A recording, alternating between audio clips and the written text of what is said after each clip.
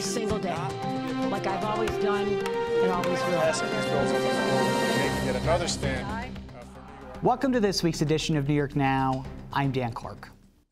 We're almost at the end of another difficult year. For New Yorkers and a lot of people around the country, the cost of living is up, from prices at the grocery store to the cost of rent. And we don't really know when that will change. Some economists say we're headed for a mild economic recession, and that already has Governor Kathy Hochul warning about next year's state budget, due in March. My eye is always on not just this year, but also what we're going to find ourselves in next year. And I have to anticipate worst-case scenarios with respect to the economy. I just have to. And that's why we'll approach our budgeting with that frame. Hochul will present her plan for the state budget next month. But this week, with the holiday weekend, we're going to take a break and give you a second look at our interview with Governor Kathy Hochul from a few months back. So if you've seen that or you're not interested, we'll see you next week. And if you're staying with us, just a note that we aired this interview in August. A lot of what we talked about, like the state's cost of living, looks the same, but other things might be different. Take a look. Governor, thank you so much for being here. I appreciate it. Thank you. Of course. So it has been a long year with you in office. Can you tell me, I'm curious, are you a different person now than you were at this time last year, you think? I am definitely a different person, so I have to imagine you've changed. Under the theory, if it doesn't kill you, it makes you stronger. I feel stronger. I feel more confident. We've had many successes that people thought weren't possible. So we've really talked about how we've governed in a very different way. And I said I'm going to come here and restore people's faith in government. I've worked hard to do that, but I've also felt this inner strength that perhaps I didn't even know was there that had to come out in so many really challenging circumstances. So no, I even feel more confident today than I did a year ago. Something I've always wondered about were those few weeks between when the former governor, Andrew Cuomo, announced his resignation and then he actually resigned and you became governor. Can you take me back to what those I think it was only 2 weeks. What were those like for you? Well, it was a blur. You know, all of a sudden our lives were turned upside down, but in a way that I knew I just needed to take the time to prepare. I was reading budget books and procedure books and talking about assembling a team of individuals. I wanted to have the most diverse administration in history. We've accomplished that because I knew there were a lot of people that would not continue in office on the first day, and I had to have a team in place. You know, my top leadership, primarily women, strong women, and I have a real talent for attracting talent. My communications team, second to none, our secretary to the governor, bringing on Karen Persicilli-Keough, bringing on Catherine Garcia, strong policy people. So I'm really fortunate that during that time, I could start in a quick time. We didn't have a lot of opportunities for vetting and things, but you know, I had to pull together a team because literally 1 week later, we're dealing with a hurricane. Yeah. So, and kids going back to school and the uncertainty of COVID and masks or no mask and vaccines or no. So we had a lot to deal with in a short time. So those 2 weeks were part of preparation just for the position itself.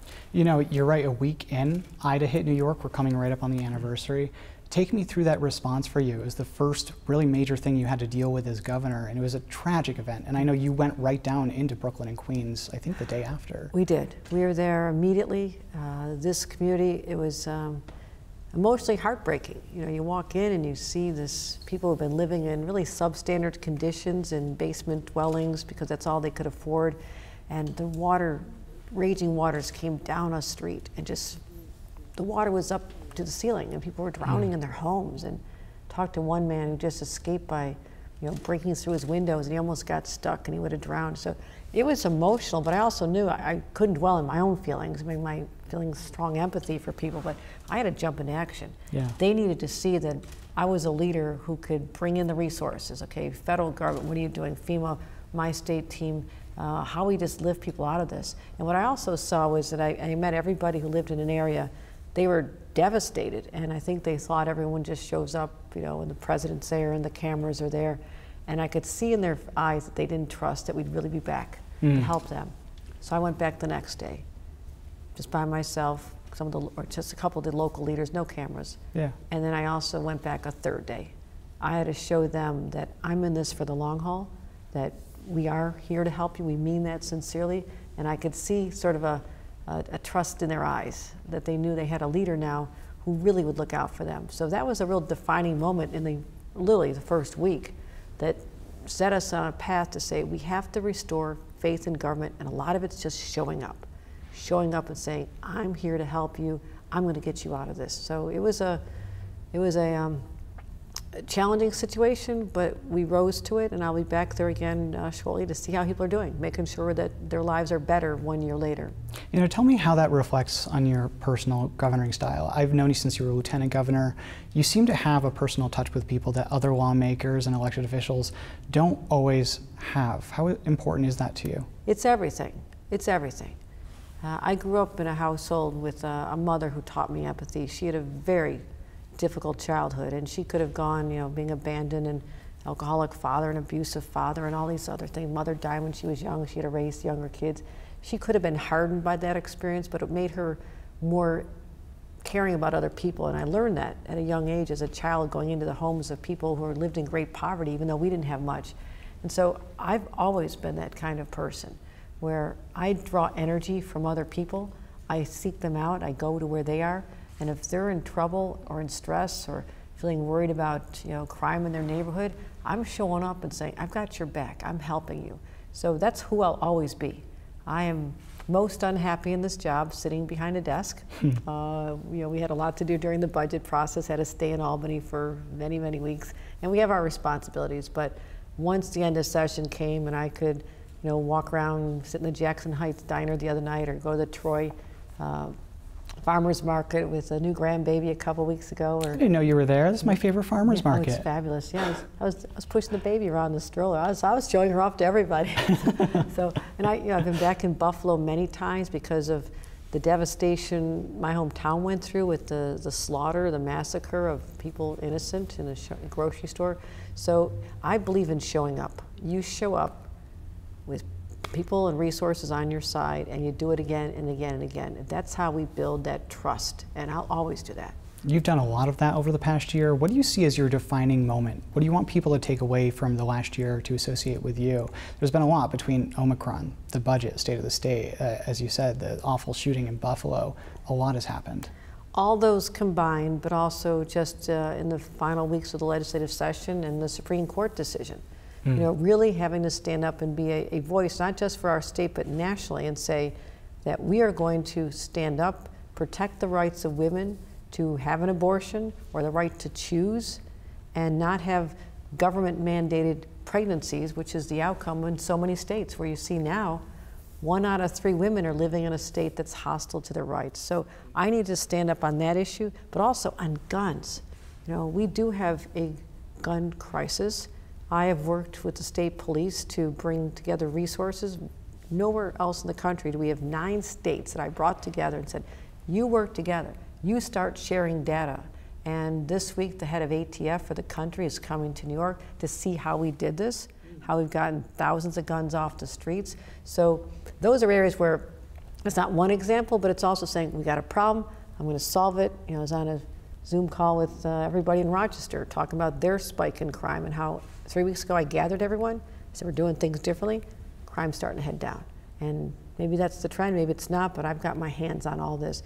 And so gun safety, undoing what the Supreme Court did in saying we couldn't have a concealed carry law to protect us from people who might want to carry a gun on a, you know, in New York City on a subway or on a bus upstate or in a, you know, sporting event or a park or a school or a church or a synagogue. Our laws are going to be turning that around and saying, no, I still have the power to protect the citizens of my state. We respect your rights, but also you don't have a right to carry a gun anywhere you want. So I've had to rise to those national challenges in addition to the state's own challenges, you know, with gun safety laws, protecting women's rights, while making sure that we invest in our health care, $10 billion to help lift up a battered healthcare system that was crushed under the weight of the pandemic. 1,000 new people have scholarships, full rides to become nurses. We gave bonuses to people in healthcare because they felt so unappreciated. Record spending for education, so our schools can have healthcare professionals, mental health experts to help our kids get through what has been an excruciating time. I'll never be able to point to one accomplishment, but we have gotten our hands out there and focused on so many issues that New Yorkers wanted us to. And that's the kind of governor I'm going to we work hard. We put in long days. I've got a team that's second to none, and that's how we're making a real difference in the state. You know, you've had your challenges as well over the last few months just alone. Your former Lieutenant Governor Brian Benjamin was indicted on federal corruption charges not related to his job as Lieutenant Governor, but a race that he was running in New York City for New York City Controller at the time. You've described that as personally disappointing because he had to resign, obviously, and it shook up your politics. What would you have done differently if you could go back? Do you wish that you had taken that process a little bit slower, done some more vetting, or do you think it wouldn't have made a difference? No, exactly. You've hit on exactly what was going on. 1 year ago, during that 2-week period when I didn't have a staff, I didn't have the resources to do the normal vetting. You know, I knew the Lieutenant Governor from my visits to Harlem and appreciate his work as a senator. Yeah. And that was a good relationship. Didn't properly vet, and I accepted that. So it was disappointing, and it happened right around the budget time. But I have assembled the greatest team. You know, from my Commissioner of Health, Dr. Mary Bassett, who left a major position at Harvard to come back, and Catherine Garcia, you know, who is this close to being the mayor of New York City. I mean, she's extraordinary to run our state operations. Best attorneys I could find. Liz Fine, communications team, as I mentioned. Karen Persichelli. I have the all-star dream team, and they have helped me build a system that is responsive and has taken the whole idea of public service to the next level. And I really want that to be one of our legacies, that people like I was as a young person was inspired. As I was an intern when I was 18 years old for the New York State Assembly. I believed in the power of government to do good even back then, and I've never lost that. So I want young women in particular to have doors open to them in our administration, to build the farm team like I was part of, and that's what we're going to continue to do. So we had some mistakes, corrected them. I have a great Lieutenant Governor, Antonio Delgado, really proud of the perspective he brings to the job, his experience, and you know, we're back on track. You know, you brought up crime before. I want to see where you're thinking on that, because there's a lot of different ideas on how to reduce crime in New York and across the country. We've seen a national crime wave. Republicans have blamed it on bail reform here in New York. I know that you don't share the same opinion, but I'm wondering, what do you do about crime going forward? Are we doing all of the right things and we just have to wait and hope that they all work, or are there more things that you would like to do? No, I think about this first thing in the morning, last thing at night. I truly do. I don't want anyone to be harmed by or victimized by a crime, and they deserve to have security and safety. I believe in targeted changes, as we've done with the bail reform. We now have gun cases covered, hate crimes covered, repeat offenders now covered, so those are there for the district attorneys and the judges to follow that. That should result in a reduction in crime, but there's other areas. You know, that's just one approach. And that's not responsible for the nationwide increase in crime, as you mentioned. And we're still the safest state, the safest big city, New York City, in America, even though crime is up everywhere. But as long as there's people who are anxious about it, I'm anxious about this. I'm going to focus on it. But we also have enhanced red flag laws, getting the guns out of hands of people who, whether through social media or in other ways in a school, have telegraphed that they have intent to do harm to themselves or someone else. We've been aggressive in that. We now have a record number of cases that are being brought with those extreme risk orders of protection. Making sure that after the Buffalo massacre, that an 18-year-old can't walk into a store and buy an AR-15, as in this case, went down to Pennsylvania, got an enhanced magazine, and was able to do something that should only have occurred on a military battlefield. So we changed that law. You need now have a background check to buy ammunition. We're going to have enhanced training. So we've made changes to laws that people said were not possible, but through sheer force and cooperation with the legislature, we got them done. So it is a multifaceted approach, and one that I'm not going to let up on. And you know, just was on calls with everybody involved in law enforcement in the city of Rochester to help them get their crime rate down. And the last 3 weeks since I last convened them, the numbers are trending in a better direction because we now have a better relationship. Our state police are embedded in the Rochester Police Department. So that's what I'm doing, is finding out where I can be most helpful to help local law enforcement be able to reduce the crime rate.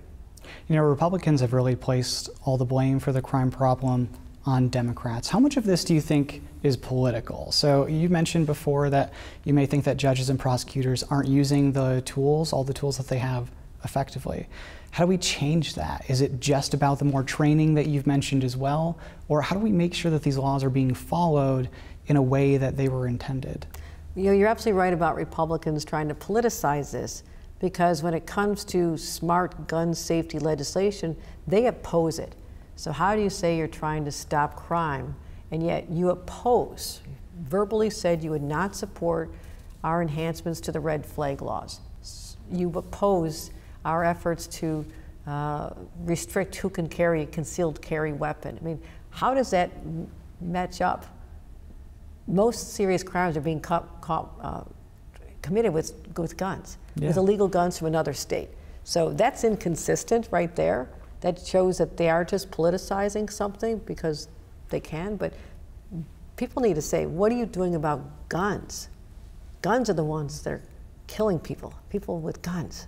So that's just a non-starter as far as I'm concerned. You have no credibility to question what we're doing when you won't support our gun safety legislation.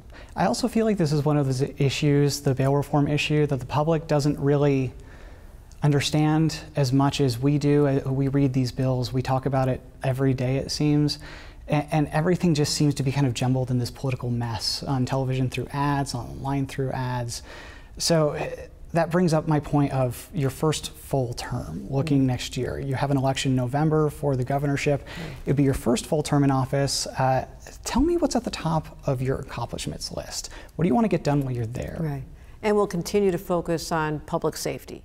We'll continue investing in, as we have, triple the amount of money going to the violence disruptor programs in cities where the crimes are being committed, making sure that our police have the resources they need, that they'll continue to do the work we want them to do and support them. But also, you know, aside from public safety, we have a real affordability crisis. We do. I was going to ask you about that next. I am laser focused on not just the $25 billion record amount of money we're putting toward building 100,000 affordable housing units, but what other strategies can we use? Whether it's changing zoning, transit-oriented development, there are ways that we can make this state more affordable for everybody, from the young people that are literally fleeing Silicon Valley. Young people with technology backgrounds and degrees are coming to this state in search of the energy and the vibe. And it's not just New York City, it is upstate as well. What I'm seeing in Albany and Rochester, Syracuse, Utica, Buffalo, Binghamton, it is transformative. The jobs that are coming here, I literally sat down with a major company, talking to them about the talent we have in New York State, upstate. And people want to live here. But what has happened after the pandemic, people discovered many of our communities upstate, the price of housing went up.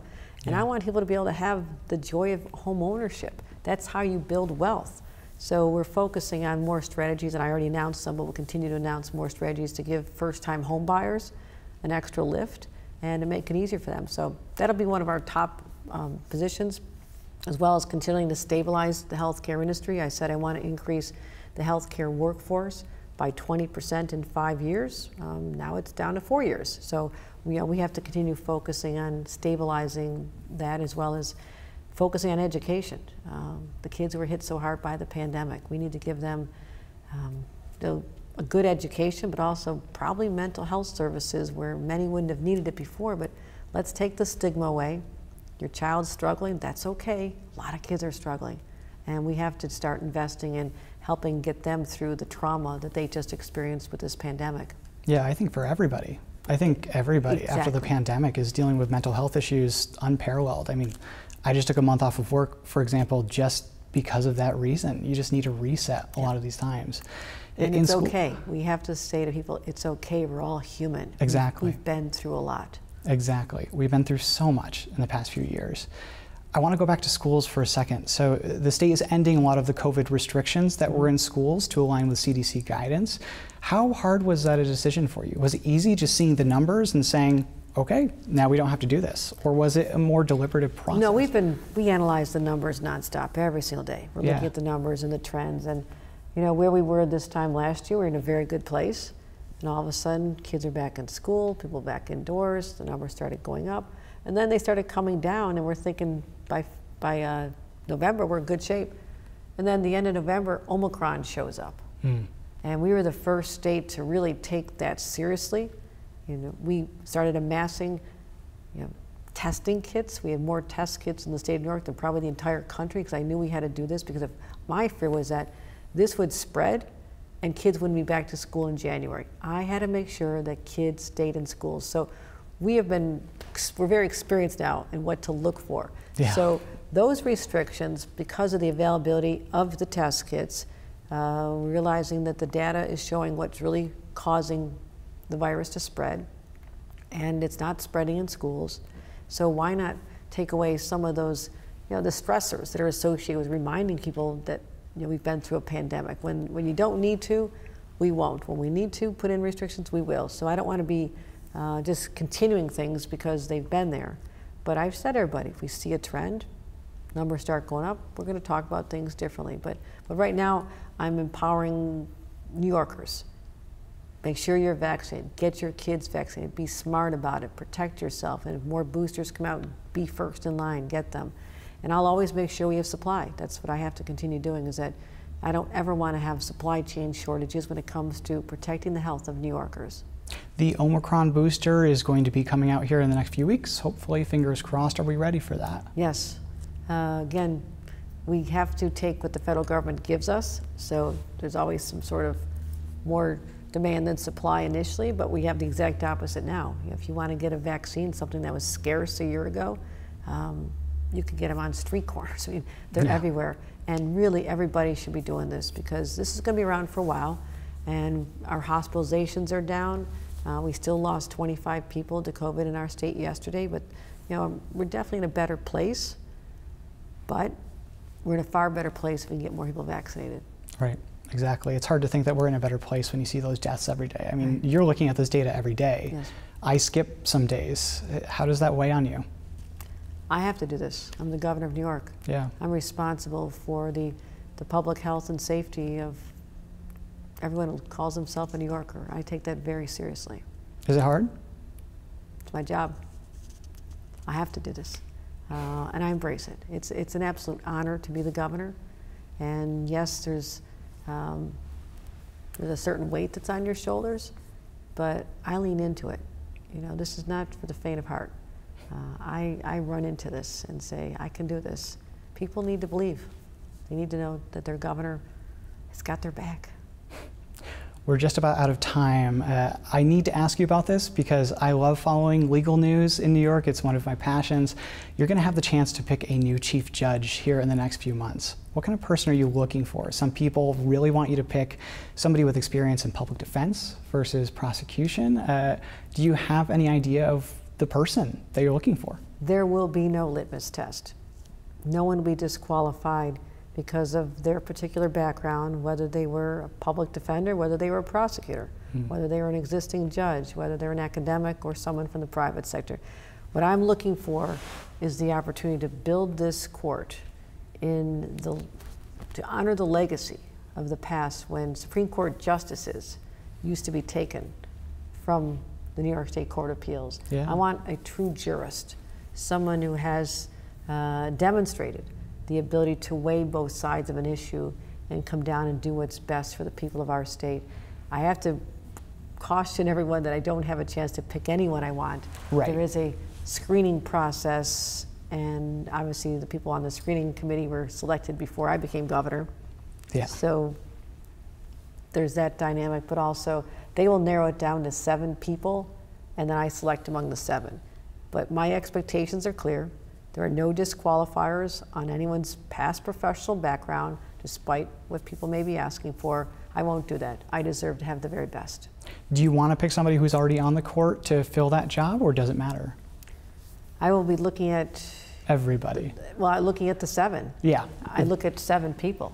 So I don't know who's going to be in that category, but I don't want anyone to not apply because of their own background. And if they feel they have what it takes and have that disposition to be a leader, I need someone who actually can oversee a vast bureaucracy, one that has been under a lot of stress because of the pandemic, when we went for such a long time without jury trials.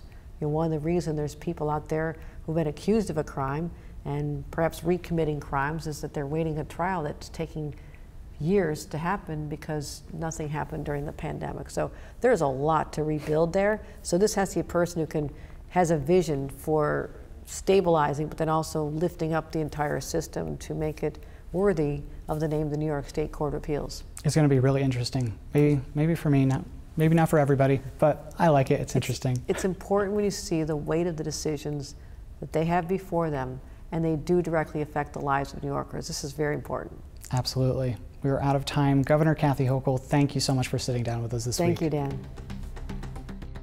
And that full interview is online. You can check it out anytime at nynow.org. And join us next week when reporter Alexis Young takes us inside New York's rollout of the state's cannabis industry. Until then, thanks for watching this week's New York Now. Have a great week and be well.